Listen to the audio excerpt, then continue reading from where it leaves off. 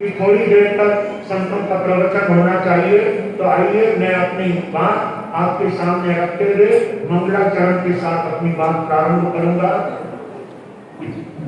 अविनाशी अधिकार परम रसधाम है, समाधान सर्वज्ञ सहज अभिराम है, शुद्ध बुद्ध अविरुद्ध अनादि अनंत है,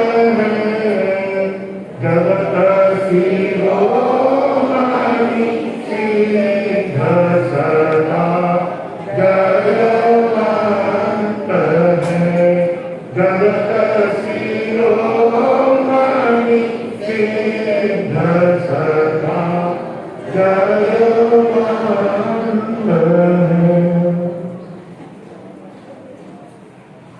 आज भीम गांव के बच्चों की और तिली गांव के बच्चों की कंपटीशन है। कौन बच्चा पहले उठेगा वो फैल गिना जाएगा। भीम का बच्चा पहले उठता है कि तिली गांव का बच्चा पहले उठता है, ये आज हम यहाँ पर इस धर्मसभा में देखने जाएंगे। यदि भीम का गौरव बढ़ाना चाहते हो तो सब बच्चों को हाथ जोड़कर के बैठ जाना है। हाथ नीचे नहीं होना चाहिए, हाथ जुड़े हुए रहना चाहिए और भावपूर्वक प्रवचन का लाभ लेने का ध्यान रखेंगे।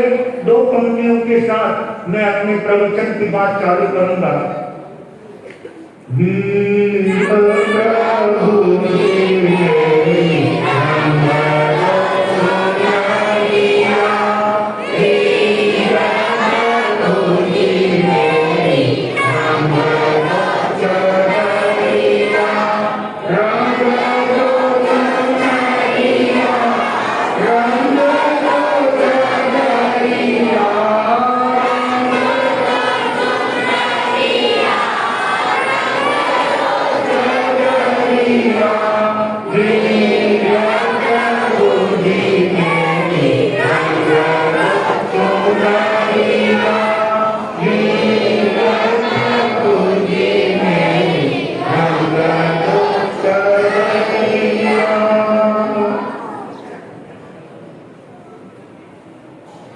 गुरु अमरेश कमल कन्हैया धर्म सभागार में उपस्थित समस्त धर्म प्रेमी, अपने जीवन को सद्गुणों से रंगने की हार्दिक अभिरुचि रखने वाले प्रिय श्रोताजनों, सुशील माताओं एवं बहनों, संसार का प्रत्येक प्राणी शांति चाहता है, आनंद में रहना चाहता है और वह आनंद और शांति हमें धर्म के मार्ग में मिलती है। वो अद्भुत आनंद गुरुओं के चरणों में प्राप्त होता है। एक नगर के अंदर दो भाई रहते थे जिनका बहुत अच्छा व्यवसाय चलता था। दोनों अपने आप में परम पवित्र भावनाओं के साथ आनंद पूर्वक रह रहे थे। लेकिन आप जानते हैं, जब पराई घर से उनके घर में स्त्री आती है तो वो घर के दो हिस्से कर देती है और वैसा ही हुआ। छोटा भाई अलग हो गया, बड़ा भाई अलग हो गया। देखते ही देखते छोटे भाई के घर में हर प्रकार से नुकसान लगने लगा, सब तरह से पड़ती आने लगी। पता नहीं संयुक्त परिवार में किसका पुण्य और किसका नसीब काम करता है। इसलिए भाग्यशालियों, संयुक्त रहने में जो आनंद है, साथ रहने में जो आनंद है, वो अलग होने में नहीं है। लेकिन परिवार का एक दूसरे के प्रति सद्भाव नहीं रहने के कारण परिवार टूट जाता है। और छोटा भाई अपने घर परिवार को संभालता है। धीरे धीरे परिस्थिति ऐसी हो गई कि धंधे में नुकसान लग गया और उसका धंधा चौपट हो गया। ऐसी स्थिति में बड़े भाई के दिल में छोटे भाई के प्रति बहुत बड़ी जगह थी। उन्होंने 3 लाख रुपए अपने तरफ से रोकड़े निकाल करके छोटे भाई को दिए कि तुम वापिस अपना नए सिरे से धंधा चालू करो और अपने परिवार को चलाओ। छोटे भाई ने बड़े भाई से 3 लाख रुपए प्राप्त किए और उसने अपना अलग धंधा चालू किया। कभी कभी घर में अच्छा पैसा आता है तो हर तरह से सुख और समृद्धि में व्यक्ति का विकास होने लगता है। बड़े भाई का वो पवित्र पैसा छोटे भाई के हाथों में आया और देखते देखते छोटे भाई का परिवार भी पहले की तरह संपन्न हो जाता है, आनंद मंगल से रहने लगता है। कोई तरह की जो है उनके घर में कमी नहीं रही। लेकिन व्यवहार कहता है चाहे भाई से भी उधारे क्यों न लिए हो, उसके लिए कैसे वापिस लौटाना चाहिए। लेकिन छोटे भाई के दिल में थोड़ी ऐसी भावना आ गई कि मैं उनको कैसे क्यों लौटाऊं, मुझे क्या जरूरत है। उन्होंने भाई साहब के पैसे जैसे के जैसे रख लिए और एक पैसा भी देने की उसके मन में नियत नहीं थी।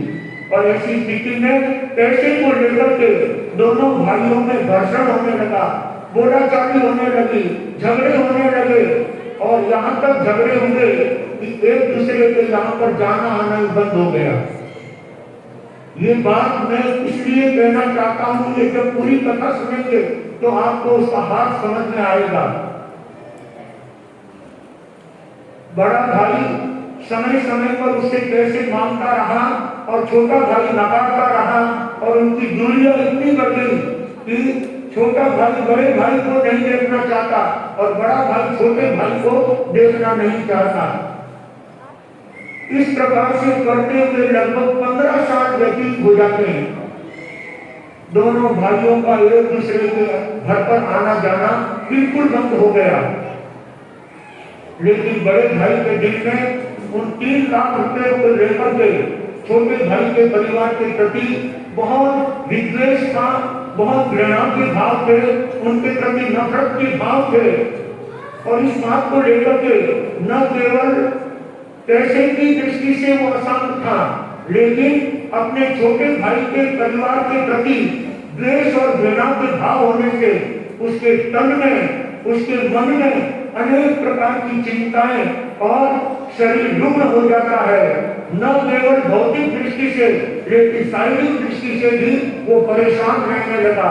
एक बार बड़ा भाई किसी संतों की सेवा में गया और संतों से जाकर के निवेदन किया, गुरुदेव मैं अपने छोटे भाई के व्यवहार से बहुत दुखी हूँ। मैंने उनको 3 लाख सहयोग के रूप में दिए, लेकिन एक भी पैसा देने की वापिस नियत नहीं रखता है।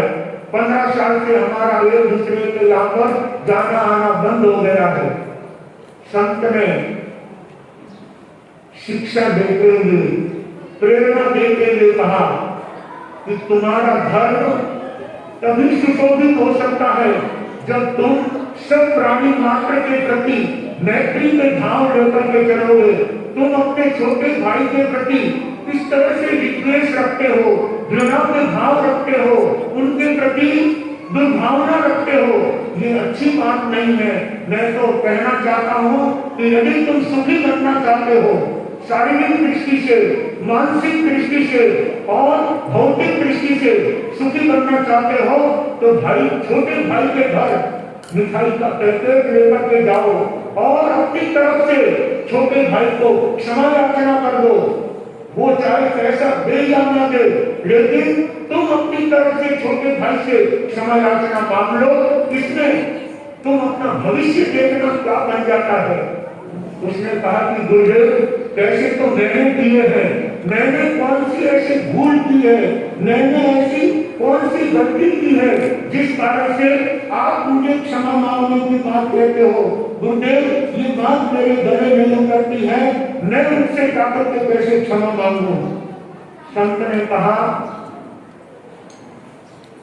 भूल किसी की थोड़ी होती है, किसी की अधिक होती है, लेकिन किसी भी प्रसंग में भूल दोनों पक्ष की हुआ करती है।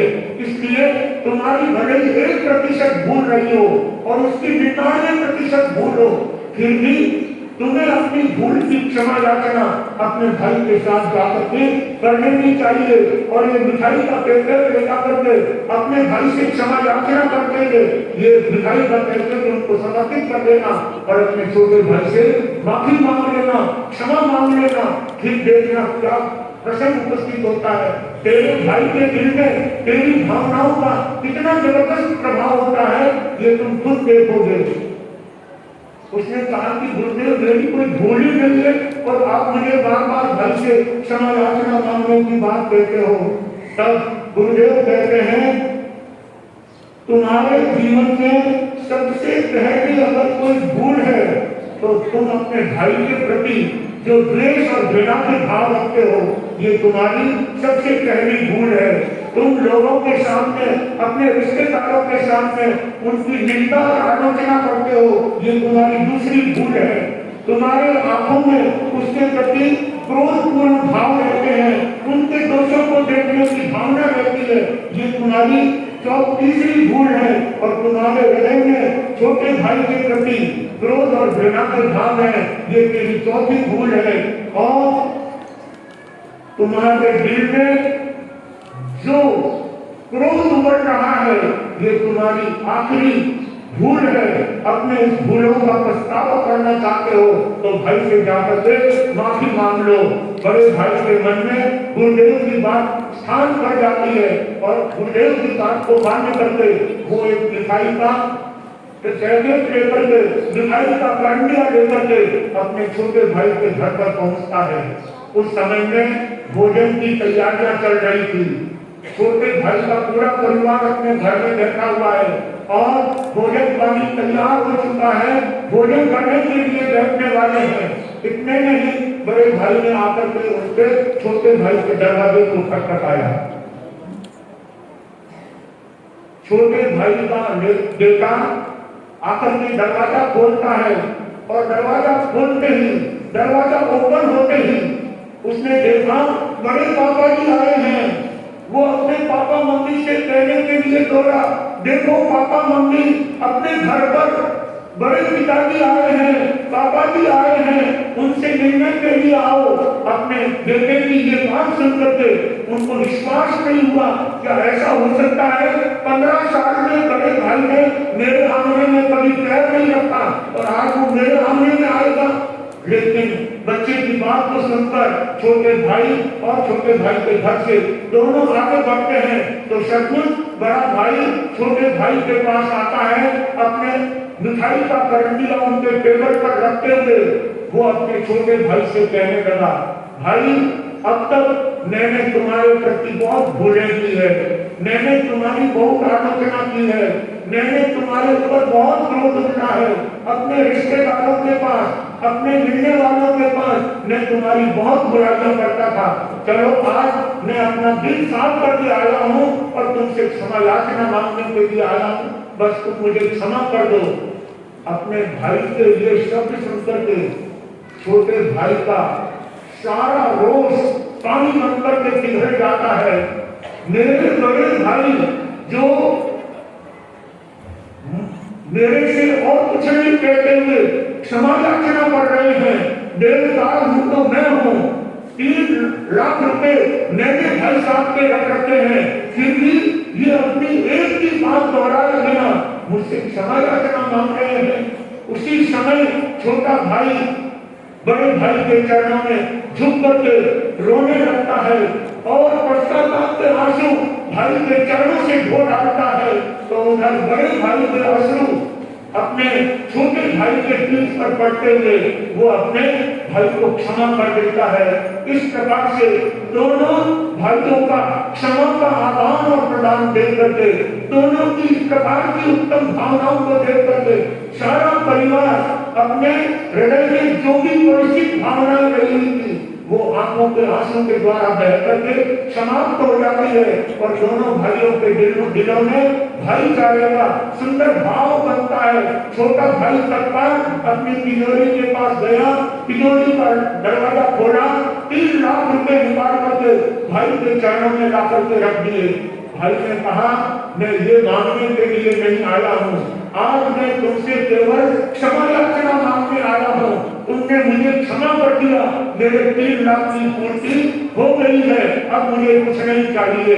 लेकिन छोटे भाई ने कहा, यदि 3 लाख रुपए आज स्वीकार नहीं करेंगे, वहां तक मेरे हृदय में खुशी नहीं होगी, मेरा दिल प्रसन्न नहीं होगा, मेरी प्रसन्नता के लिए आपके 3 लाख रुपए स्वीकार कर लो। छोटे भाई की बात सुनकर के बड़े भाई ने वो 3 लाख रुपए उसके हाथों से लिए और देखते ही देखते अपने भतीजे और भतीजियों को 3 लाख मांग दिए और दोनों परिवार एक साथ बैठ करके एक थाली में बैठ करके प्रेम पूर्वक भोजन करते हैं। ये होती है क्षमा, ये होती है माफी। जिनके दिल में इस प्रकार का अपने भाइयों के प्रति भाईचारे का भाव होता है, वहीं पर धर्म अठेलिया करता है, वहीं पर शांति और आनंद का नजारा देखने को मिलता है। आइए सौभाग्यशालियों, अपने भाइयों के साथ, अपने स्वधर्मी बंधुओं के साथ, अपने संघ के सदस्यों के साथ किसी भी प्रकार की भूल हुई हो तो बड़ा यदि छोटे से क्षमा मांग लेता है तो वो कोई छोटे बात का नहीं होता है। ये बात जान करके समस्त्री महापर्व अभी अभी हमने मनाया है। सभी भाग्यशालियों से कहना चाहूंगा, भूलें छोटी छोटी होती है लेकिन उसको रूप बड़ा दे दिया जाता है और उसको लेकर के भाईचारा टूट जाता है, मित्रता टूट जाती है, एक दूसरे का प्रेम भंग हो जाता है। इसलिए अपने प्रेम को बरकरार रखने के लिए हमें सबको एक दूसरे के साथ भाईचारे का व्यवहार बनाना चाहिए, मित्रता का भाव बनाना चाहिए। तभी पर्युषण पर्व मनाना, संवत्सरी पर्व मनाना आप और हम सबके लिए आनंददायी हो सकता है। भाग्यशालियों, आज भीम संघ का परम सौभाग्य है जहाँ पर अनेक गांवों से श्री संघ यहाँ पर गुरु दर्शन यात्रा को लेकर के पधारे हैं। मुंबई, मुंब्रा से वहाँ के पदाधिकारी और वहाँ के निष्ठावान गुरु भक्त हमारे बीच आए हुए हैं। इसी प्रकार से हमारे तीन गांव से 2 बसों के द्वारा लगभग 115 भाई बहनों की संख्या यहाँ पर गुरु दर्शन यात्रा को लेकर के उपस्थित हुई है। सभी संघों में अद्भुत धर्म प्रेम है, गुरु भक्ति है। किंतु गुरु भक्ति को कम कहें, किंतु गुरु भक्ति को ज्यादा कहें। सब में लड्डू की ओर सब तरह से नीति होती है। जैसे हमारे सारे धर्म संघ अपने आप में अद्भुत आनंद का और सुंदर भाईचारे का व्यवहार अपने जीवन में अपनाते हुए अपनी भावनाओं को आगे बढ़ा रहे हैं और अपने धर्म संघ की शोभा बढ़ा रहे हैं।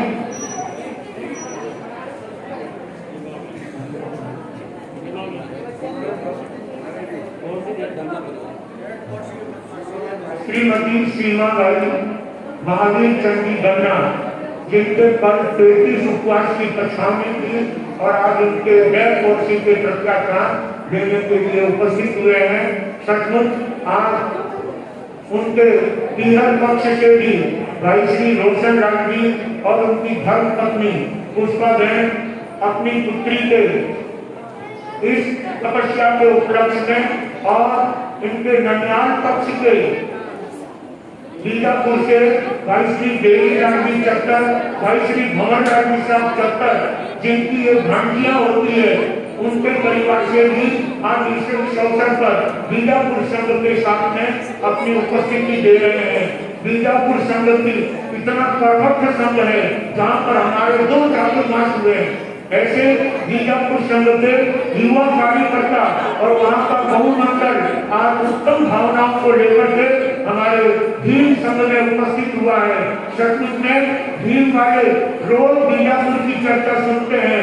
आज बीजापुर के युवा कार्यकर्ताओं को देख करके उनको भी लगता है कि बीजापुर छोटा सा गांव होते हुए वहाँ की भक्ति, वहाँ का गुरु प्रेम और वहाँ का गुरुदेवों के प्रति अपने आप में अद्भुत लगाव देखते बनता है।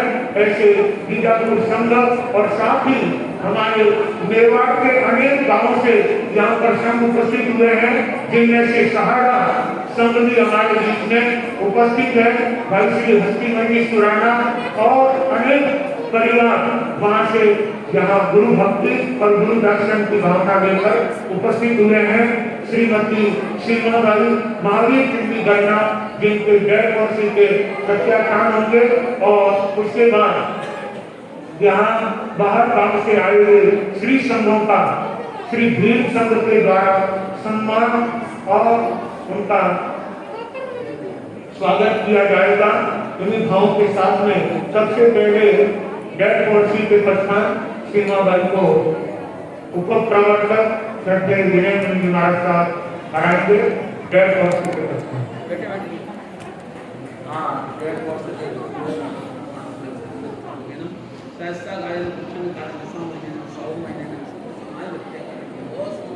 अवश्य